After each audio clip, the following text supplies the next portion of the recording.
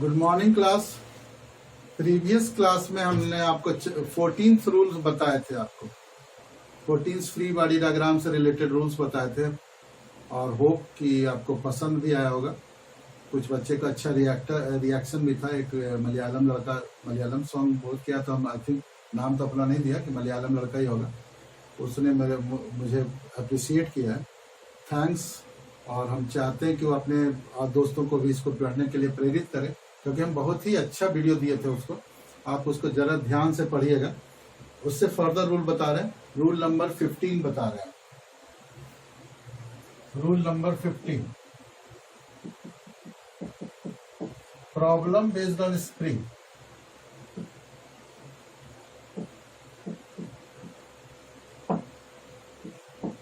Spring से अगर कोई ब्लॉक को, पहले स्प्रिंग है, उसे ब्लॉक को सस्पेंड करेंगे तो F is directly proportional to x होगा, यानी F is equal to minus kx होगा, यानी अपोजिट डायरेक्शन में लगेगा। अगर ये F इधर लगा रहे हैं तो इधर अपोजिट डायरेक्शन में फोर्स लगेगा।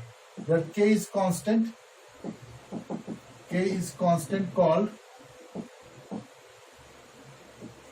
spring constant.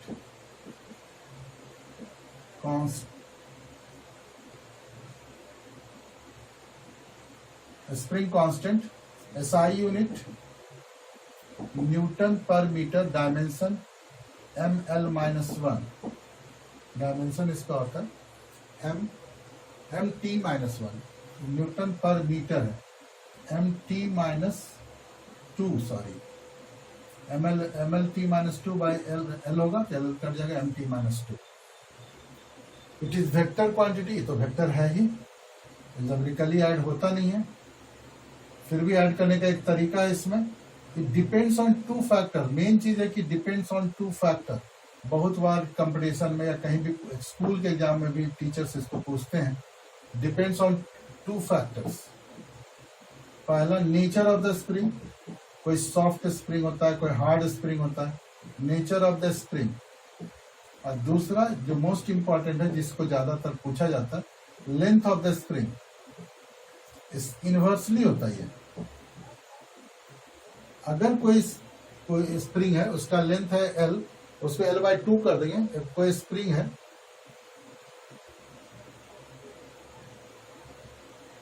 मानते स्प्रिंग है कोई, इसका लेंथ L है, स्प्रिंग कांस्टेंट K है। अब इसको दो भाग में बांट दिया, L/2 और L/2 में बांट दिए, तो इसका स्प्रिंग कांस्टेंट 2K और 2K हो जाएगा। यानी हाफ करेंगे तो डबल होगा, 1/3 करेंगे तो 3rd टाइम हो जाएगा, 1/4 करेंगे तो 4th टाइम स्प्रिंग कांस्टेंट बढ़ जाएगा। यानी लेंथ जितना छोटा करेंगे स्प्रिंग कांस्टेंट उतना बढ़ेगा। ये इसी दो चीज पर डिपेंड करता है। अब ये रूल, इसका स्क्रीनशॉट लीजिए। इससे रिलेटेड कुछ और थ्योरी बताएंगे, तब एप्लीकेशन इस पर बताएंगे। पहला, अगर इसको सीरीज में रखा जाए,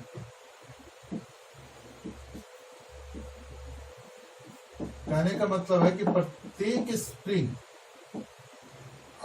each only one spring attached with the block से सिर्फ एक स्प्रिंग ही अटैच्ड हो, तो ऐसे अरेंजमेंट को सीरीज पहचान के लिए, तो उसका K इक्विवेलेंट इज इक्वल होगा 1/K1 plus 1/K2 plus 1/K3। याद रखिएगा इसको। डिराइव भी कर सकते हैं इसको, ऐसा नहीं कि डिराइव नहीं किया जा सकता। अगर एक ही ब्लॉक से सभी स्प्रिंग अटैच्ड हो, K1, फिर दूसरा K2, फिर तीसरा K3, इस तरह से अटैच्ड है, K1 K2 K3 है, तो ये पैरेलल में ऐसा भी रह सकता है। एक स्प्रिंग है, फिर ब्लॉक है, फिर स्प्रिंग है, तो एक ही ब्लॉक से दोनों स्प्रिंग अटैच्ड है, तो both the spring are in parallel. एक ही ब्लॉक से सभी स्प्रिंग अटैच रहता है तो उसको पैरेलल कहा जाता है। तो इसका K इक्विवेलेंट बराबर हो जाएगा K1 plus K2 plus K3। मतलब एक स्प्रिंग दे देंगे और उसका M दे देंगे, इसका K इक्विवेलेंट मिलेगा और तब निकाल लेंगे, कुछ भी निकाल लेंगे। यहाँ भी K1 प्लस K2 हो जाएगा।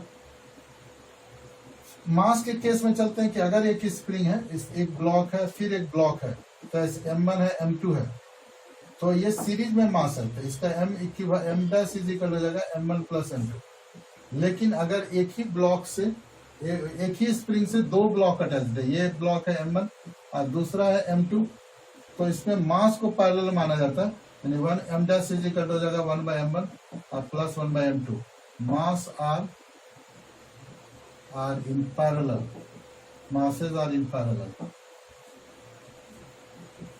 ये आपको समझने के लिए हम बता दिया। ऐसे इसको रिड्यूस मास करके कोई कॉन्सेप्ट है, आगे पढ़ाएंगे, ग्रेविटेशन चैप्टर है कहीं पर पढ़ाएंगे, एसएचएम में पढ़ाएंगे। तो रिड्यूस मास से भी इसको हम निकाल के डिराइव करेंगे तो उस तरह से भी निकलेगा। अभी जस्ट याद रखिए कि इसका मास m1 अगर सिंगल मास में कन्वर्ट करना है तो पैरेलल हो जाएगा, ये सिंगल मास में कन्वर्ट करना तो सीरीज हो जाएगा।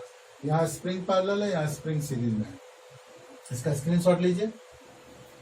अब इस पर एक क्वेश्चन बनाते हैं, आपको कैसे सॉल्व करना चाहिए। और भी क्वेश्चन अगर मिलता है आपको तो भेजिए, हम सॉल्व करके बताएंगे।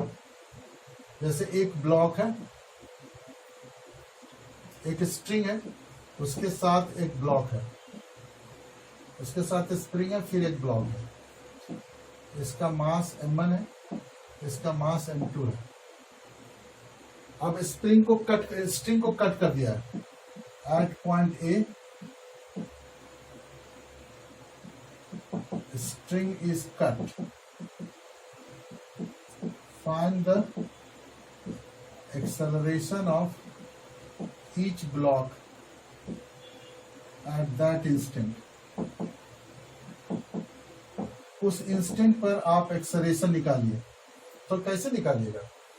जैसे पहले, इससे पहले आप इस पे देखिए कि फोर्स कहाँ कहाँ लग रहा है। इक्विलिब्रियम के कंडीशन में क्या फोर्स लग रहा है। मानते हैं कि ये इस तरह से था, अगर यहाँ कट किए हैं जो भी है ए पॉइंट है, यहाँ पर टेंशन T है तो यहाँ भी टेंशन T लगेगा। ओके, इसका वेट M2G लगा तो इसका भी M2G लगा, इसका स्प्रिंग और इसका M1G लगा तो M1G लगा, स्प्रिंग कांस्टेंट KX लगा तो इस पर भी रिपल्सिव KX लगेगा। तो पहले इक्विलिब्रियम जब कट ना किए तब उसको लिखिए। पहला क्या है, KX बराबर M1G, और दूसरा क्या है, T is equal to M2G plus KX।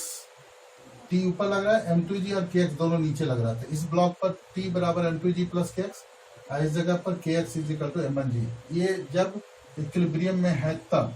अब हम इसको कट करते हैं, डायग्राम में बनाते हैं, हवा में रख देते हैं। M2 है, ये KX है, ये M2G है, ये M1G है, ये KX है। ठीक है, तो पहले ब्लॉक M2 के लिए चलते हैं। कट करने के बाद तो M2G प्लस KX बराबर M2 इंटू ए होगा, A1। लेकिन KX बराबर हम क्या पढ़े हैं, M1G, यानी M2G प्लस M1G बराबर M2 into A1, G common, M2 plus M1 by M2 is equal to A1। इसका एक्सेलरेशन ऊपर वाले ब्लॉक का निकल गया। अब हम इस ब्लॉक का निकालते हैं। ये M1G माइनस KX बराबर M1 into A2, M2 A2 रख ले, इसको A2 रख लेते हैं, 2 है तो 2 रख लेते हैं, 2 हो गया। A1 M1 A1, लेकिन M1G बराबर KX है तो KX minus KX is equal to M1 A1, 0 is equal to M1 A1, therefore M1 A1 is equal to 0। इस ब्लॉक का जैसे ही कट करेंगे, इस ब्लॉक का एक्सेलरेशन 0 होगा, इस ब्लॉक का acceleration G M1 plus M2 by M2 होगा, M1 plus M2 divided by M2 होगा एक्सेलरेशन। ये रेस्ट में रह जाएगा, इसका मतलब दोनों तरफ बैलेंस फोर्स है तो रेस्ट में रह जाएगा, और ये नीचे आएगा। और जब स्प्रिंग पूरा कंप्लीटली कंप्रेस्ड हो जाएगा तब दोनों एक साथ गिरने लगेगा। इस तरह से होता है। ईच इंस्टेंट पर आपको पहले इक्विलिब्रियम वाला कंडीशन निकाल लेंगे, और जब कट करने के बाद क्या कंडीशन होगा उसको आधार पर हम निकालेंगे। तो इस तरह से निकलता है स्प्रिंग का क्वेश्चन। और भी स्प्रिंग पर क्वेश्चन है, हम देंगे अगले वीडियो में, खाली क्वेश्चन ही दे देंगे। रूल नंबर 16,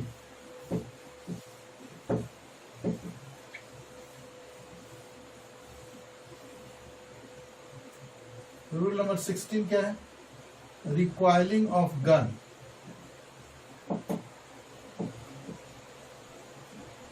इतना अच्छा तो हमको नहीं आता है गन बनाने। मानते बुलेट फायर कर दिया, M मास है, इसका मास M है। फायर करने के बाद इसको U से जा रहा है तो ये कितना से जाता, मान ले कि ये भी इधर B से गया, तो फायर बिफोर फायर मोमेंटम कितना था, 0, रेस्ट में था।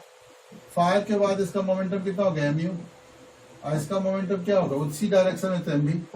तो एम भी इज इक्वल टू क्या हो जाएगा माइनस एम यू, यानी भी is equal to minus M U by M, मतलब पीछे क्यों जाएगा इस वेलोसिटी से। उसका स्क्रीनशॉट लीजिए। इसी से रिलेटेड AK-47 का देखते हैं। कॉन्सेप्ट ऑन AK-47, पता नहीं डायग्राम कैसा बनता है, देखे भी नहीं है, लेकिन फिर भी बनाने की कोशिश करेंगे।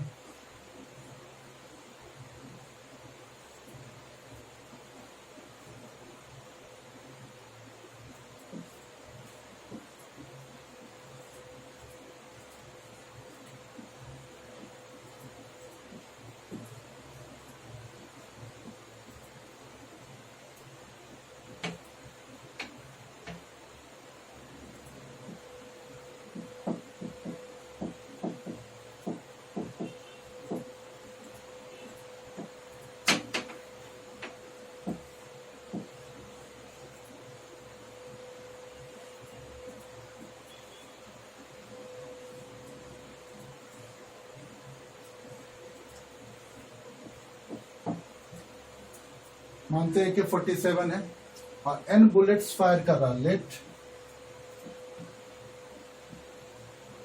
It fires n bullets in t second with each of a speed u। तो मोमेंटम ऑफ वन बुलेट कितना हो जाएगा, momentum of one bullet this is equal to mu। एक बुलेट क्या होगा for n bullets, momentum of n bullets कितना हो जाएगा, n बुलेट्स mnu। तो चेंज इन मोमेंटम बराबर क्या होगा, फाइनल माइनस इनिशियल mnu, और शुरू में रेस्ट में था दैट इज mnu।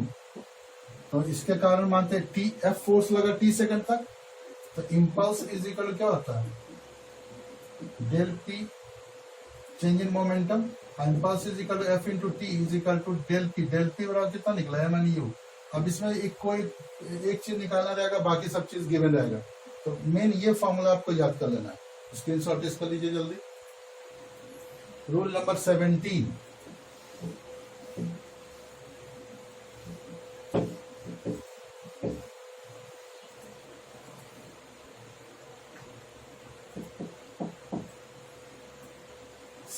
में है कि अगर कोई ब्लॉक है प्रिज्म के ऊपर रखा हुआ है और एक रॉड है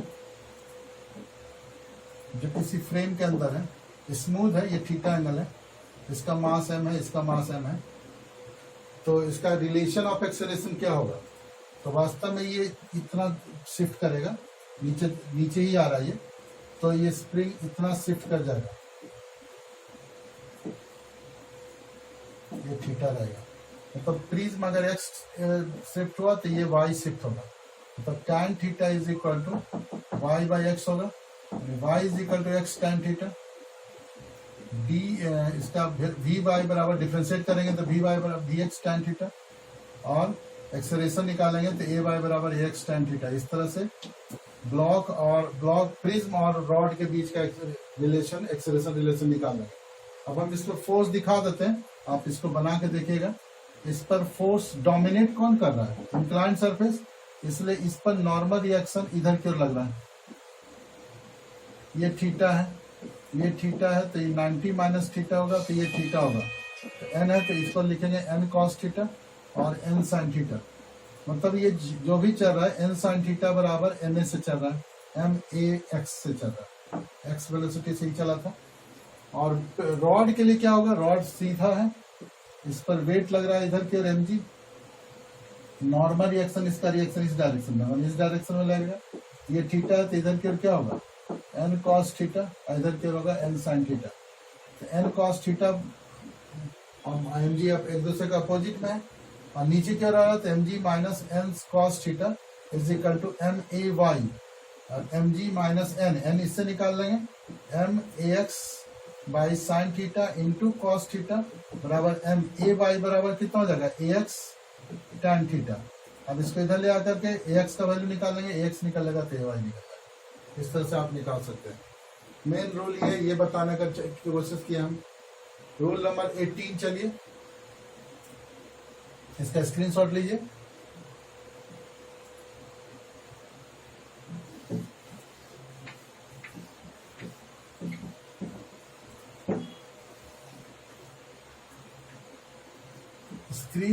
अगर प्रिज्म और ब्लॉक है तब क्या करेंगे, तो ब्लॉक इधर की ओर जाना चाहेगा, प्रिज्म ऐसे शिफ्ट होगा, इस तरह शिफ्ट होगा। तो ये 90 डिग्री है। अगर ये थीटा है, मानते ये एक्स वाई से चला, तो ये एक्स से चलेगा तो साइन थीटा बराबर क्या होगा, एंगल के सामने टी और 90 के सामने एच, यानी Y is equal to X sine theta. V Y बराबर वी एक्स साइन थीटा, या ए वाई बराबर ए एक्स साइन थीटा। इस तरह से ये रिलेशन हम निकाल सकते हैं। तो रॉड भी ऐसा रखा जा सकता है, ब्लॉक के ऊपर ब्लॉक रख सकते हैं। तो एक सिस्टम के द्वारा एक क्वेश्चन बनाने का एक तरीका सिस्टम के द्वारा ही बना सकते हैं। 19 एक और बताने दिए, तब इस पर इस तरह का क्वेश्चन बनाने की कोशिश करेंगे। 19 है रूल नंबर 19, इसका स्क्रीनशॉट लीजिए जल्दी।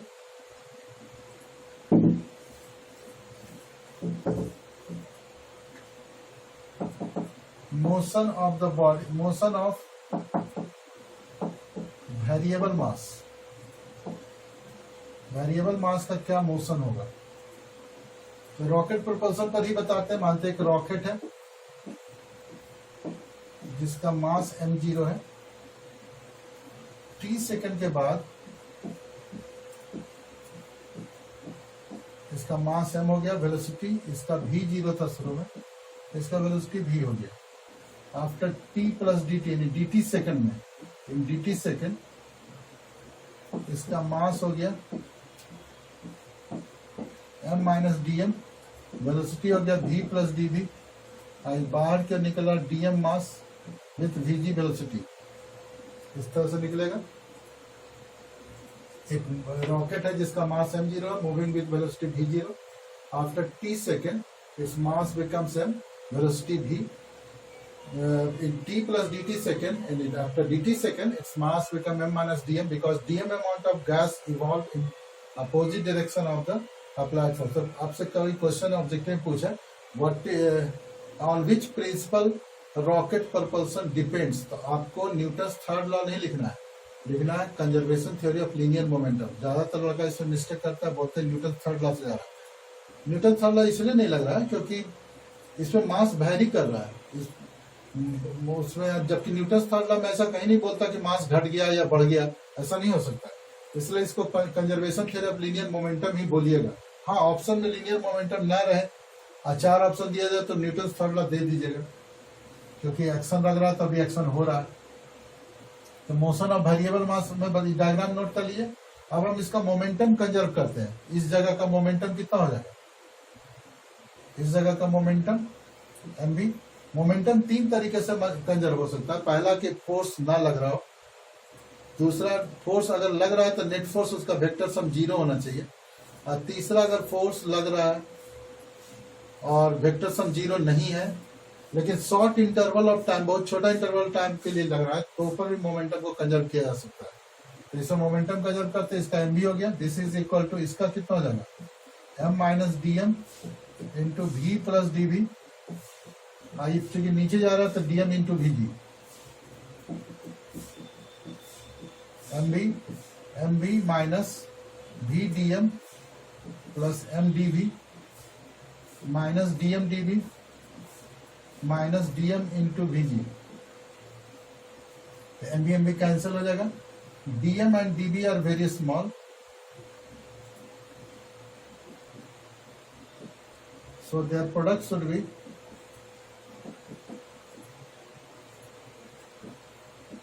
be neglected।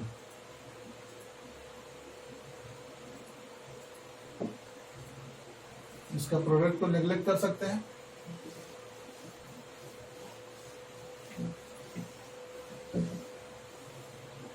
तो कितना हो जाएगा, ये नेग्लेक्ट हो गया, नेगेटिव वाले को इधर ले आइए, वी डी एम हो गया, और ये plus D M V G, dm vg, this is equal to mdv, dm common ले लेते हैं, v plus vg is equal to mdv, v plus vg को माइनस ur लिख सकते हैं, dm बराबर mdv। अगर एक्सटर्नल फोर्स लग रहा है तो F minus ur dm by dt, dt से डिवाइड कर दीजिए दोनों तरफ, this equal to F M dv by dt। अगर F एक्सटर्नल कुछ लग रहा है तो ये फॉर्मूला हुआ, u रिलेटिव है, where ur is equal to v plus vg। Negative इसलिए लिए कि vg का वेलोसिटी ज्यादा है कंपेयर टू v, छोटा मास के कारण ज्यादा वेलोसिटी से निकल रहा है, तो ये निकला। अगर एक्सटर्नल फोर्स ना लग रहा हो तो क्या होगा, जस्ट लिफ्ट कर रहा हो तो m dv by dt is equal to minus ur dm plus minus mg। अगर ग्रेविटी के अगेंस्ट में है तो dm बाई dt छूट गया, dm बाई dt और माइनस mg, ये अगेंस्ट ग्रेविटी है फोर्स, इससे वेलोसिटी निकाल सकते हैं। तो dv इज इक्वल टू कितना निकलेगा, m से डिवाइड कर देते हैं, minus ur dt m by dt से m से डिवाइड करते हैं, dt से मल्टीप्लाई कर देते हैं, तो यहाँ पर dv बचा, यहाँ माइनस ur dt कैंसिल हो गया, dm बाई m हो जाएगा और माइनस mg dt m तो कैंसिल हो गया, g dt। इंटीग्रेट करते हैं, v0 से लेके v तक गया, इसका मास m0 से लेके m तक गया और इसका हो गया 0 से लेके t सेकंड तक। तो इसका लिमिट v होगा integration v minus v0, this is equal to minus ur ln m by m0 और माइनस gt, माइनस आप हटा सकते हैं, v बराबर v0 minus ur ln m minus m0 और माइनस gt, ये हो सकता है, या माइनस हटा सकते हैं, तो v बराबर v0 प्लस ur ln, इसको उलट दीजिए, m0 बाई m और माइनस gt। अगेंस्ट ग्रेविटी नहीं है तो सिर्फ इतना ही वेलोसिटी का फॉर्मूला होगा, अगेंस्ट ग्रेविटी नहीं होगा तो v0 plus ur relative ln m by m0, इस तरह से ये इसका वेलोसिटी निकलता है। तो ये सब फॉर्मूला आपको याद रखना कि इतना वेलोसिटी लग रहा होता है, एक्सटर्नल फोर्स लग रहा है।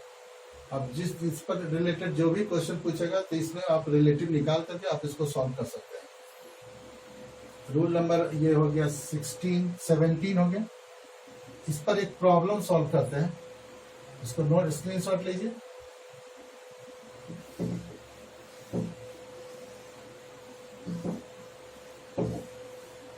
मानते एक चेन है,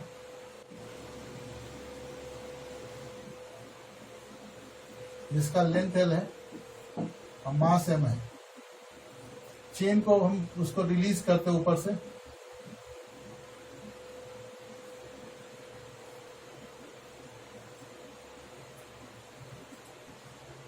मानते x डिस्टेंस तो नीचे गया तो x डिस्टेंस इधर फैला, तो कितना फोर्स एक्सर्ट कर रहा है।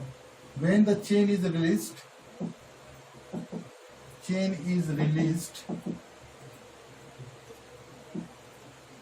find the force experienced by the surface। कितना फोर्स एक्सपीरियंस कर रहा है सरफेस। तो पहले हम इसका मास निकाल लेते हैं, लीनियर मास। तो एक छोटा सेक्शन लेंगे, फिर इसका मास निकालते हैं। तो जो जमीन पर रखा हुआ उस पर क्या होगा, यूनिट के लिए मास कितना है, since L length have m mass, therefore 1 के लिए कितना हो जाएगा, m by l, so x has m by l into x। तो weight of the chain which is on the surface, weight of the chain which is on the surface, जो surface के ऊपर है, कितना हो जाएगा, m by l into x into g, इतना weight लग गया। अब यहाँ पर मोमेंटम भी चेंज हो रहा है क्योंकि ऊपर से गिरा तो वेलोसिटी बढ़ रहा है। तो एक छोटा सेक्शन के लिए लेते हैं, dp इज इक्वल टू होगा m dm v, x distance गया तो v स्क्वायर बराबर कितना हो जाएगा, v square is equal v square plus 2gx, u 0 है प्लस 2gx, एंड v बराबर √2gx। इतना वेलोसिटी से स्ट्राइक किया। dm का मास निकालते हैं उसी तरह से। l के लिए मास, l के लिए x है, since l has m मास, तो 1 के लिए m/l, therefore dx के लिए क्या होगा m/l into dx, this is equal to dm, ये dm का मास दिया हुआ है, तो dp is equal to m/l into dx into v। अब हम फोर्स निकालना है तो dt से डिवाइड कर देते हैं, तो dp बाई dt बराबर f is equal to m/l into v, v square हो जाएगा। अब v स्क्वायर बराबर 2gx, यानी f बराबर हो जाएगा m/l 2gx। तो टोटल फोर्स कितना होगा, एक mgx 2mgx आया, तो टोटल f टोटल बराबर कितना हो जाएगा 2mgx/l प्लस mgx/l बराबर 3mgx/l। इतना फोर्स लगेगा, एक्सपीरियंस करेगा सरफेस। वेरिएबल मास का ये क्वेश्चन ही है। और भी वेरिएबल मास पर क्वेश्चन हो सकता है। लिफ्ट में है, उसको जंप कर गया तब क्या होगा। एक्सप्लोजन ऑफ बॉम्ब हो सकता है, कितने भाग में टूटा, 1:2:3 में कर दिया तब कैसे होगा। एक्सप्लोजन ऑफ बॉम्ब पर भी एक देख लेते हैं, इसको नोट कर लीजिए।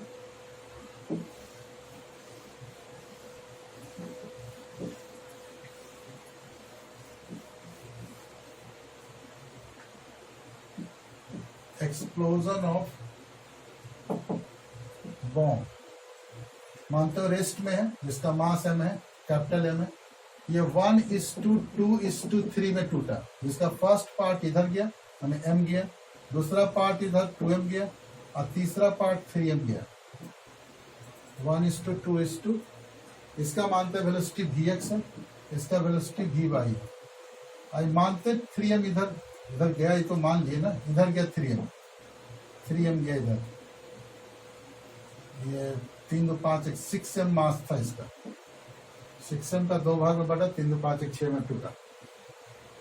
एक m गया, एक 2m गया, 3m में। तो पहले इसको थीटा मानते हुए कंपोनेंट तोड़ लेते हैं, कितना होगा 3m cos थीटा, इधर केवल कितना हो जाएगा 3m v से मानते गए, तो 3m cos थीटा v, और इसका इधर कितना हो जाएगा 3m v sin थीटा।